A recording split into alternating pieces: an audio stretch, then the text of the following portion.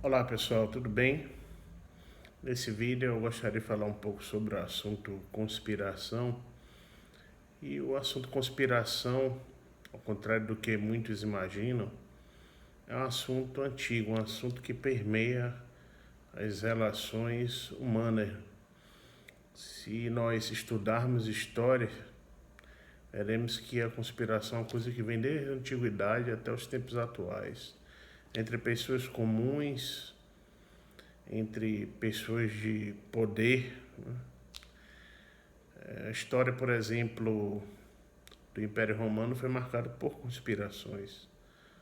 Não é à toa que houveram diversas sabotagens, diversos assassinatos, ao ponto do Império Romano decair totalmente. Hoje se fala muito nas teorias da conspiração. Há coisas que realmente não procedem, mas há coisas que de fato são verdade, não é nem uma teoria, é verdade mesmo. Mas a gente tem que ter muito cuidado com histeria, com paranoia, com psicose, porque tem pessoas que levam determinadas teorias da conspiração ao pé da letra e acabam fazendo mal a si próprias, ou até mesmo aos outros.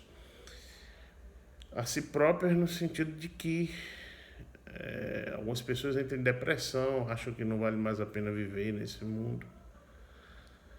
E alguns até mesmo enlouquecem, né?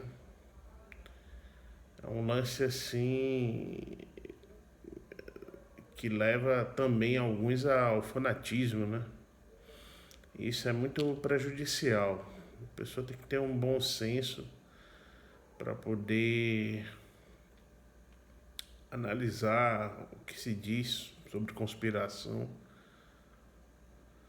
porque nem tudo faz sentido, né? E nem tudo também é revelado, né? Tem muita coisa que fica por debaixo do pano e que se viesse ao conhecimento de todos, a sociedade poderia até entrar em colapso. Tem isso também, né? Tem muitas coisas que também não são reveladas porque a grande maioria não entenderia nunca, né? Por falta de conhecimento e por aí vai. Tem um livro que eu acho muito legal que se chama A Verdadeira História do Clube Bilderberg. O livro é esse. Quem puder adquirir, vale a pena. E eu vou ler um pouco aqui, né, sobre quem o escreveu e dar uma pequena introdução, né? Quem escreveu esse livro foi o Daniel Stolin. Esse livro foi lançado pela editora Planeta. E o Daniel Stolin, ele é jornalista e especialista em comunicação, investiga as atividades secretas do Clube Bilderberg há 13 anos. Isso na época, né?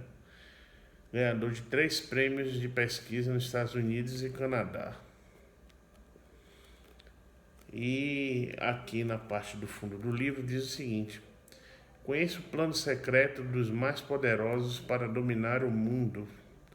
Durante os últimos 50 anos, um grupo seleto de políticos, empresários, banqueiros e poderosos em geral tem se reunido secretamente para tomar as grandes decisões que movem o mundo.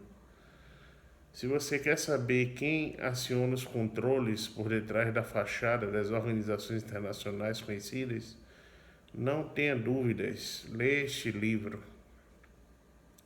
Mesmo arriscando sua vida e seu bem-estar, Daniel Stulin é a única pessoa que tem conseguido romper o muro do silêncio que rodeia as reuniões do clube mais exclusivista e perigoso da história.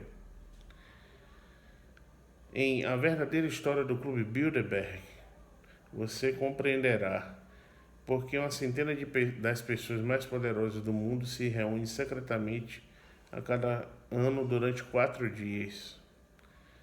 Porque os meios de comunicação omitem essa informação. Quais são os vínculos existentes entre o Clube Bilderberg e os serviços secretos ocidentais? E qual é o plano do Clube Bilderberg para o futuro da humanidade?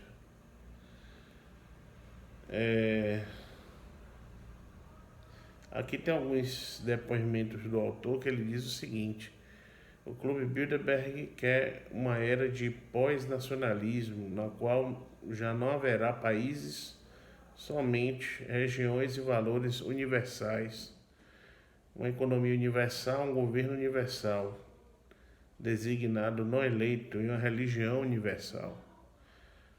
Já tentaram me matar por investigar o Clube Bilderberg. Bilderberg pretende destruir todas as religiões, não apenas a católica, mas a islâmica, a judia, todas.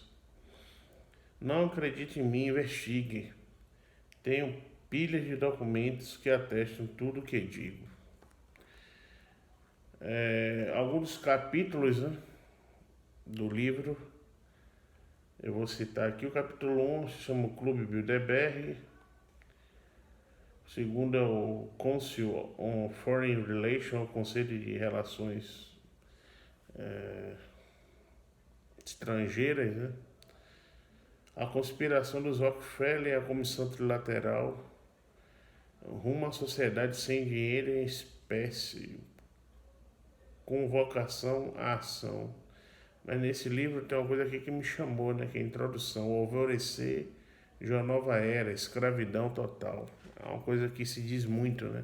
Nesse contexto de conspiração. Fala-se muito do avanço da tecnologia como um meio, né, a ser usado para escravizar as pessoas. A maioria das transações, por exemplo, hoje em dia, comerciais, são eletrônicas, né? O dinheiro em papel e moeda, praticamente em alguns lugares, como a Suécia e a Holanda, dentre outros lugares, já não existe mais, né? Muitos comerciantes já se negam a aceitar o papel físico, o dinheiro físico, e dizem, né, que a tecnologia vai ser usada para nos escravizar.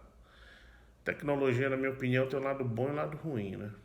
A depender de como a pessoa usa, ela tem benefícios e malefícios. E a questão de usar a tecnologia com bom senso, né? Muito se fala também nas redes sociais, né? Muitos criticam. Mas eu particularmente vejo as redes sociais como uma ferramenta boa, mas que é mal utilizada. E sobre a coleta de dados que se faz nas redes sociais, é óbvio que quem coloca seus dados ficam armazenados num banco de dados, né? Então, não é surpresa quando se diz que tais redes são bancos de dados, porque a pessoa praticamente posta tudo, foto, vídeo, coloca informações pessoais. As redes sociais só não ficam a par da vida da pessoa se a pessoa não posta nada. Então é isso, pessoal. Essa é uma breve reflexão sobre o assunto conspiração, e muito obrigado pela atenção de todos e até um próximo vídeo.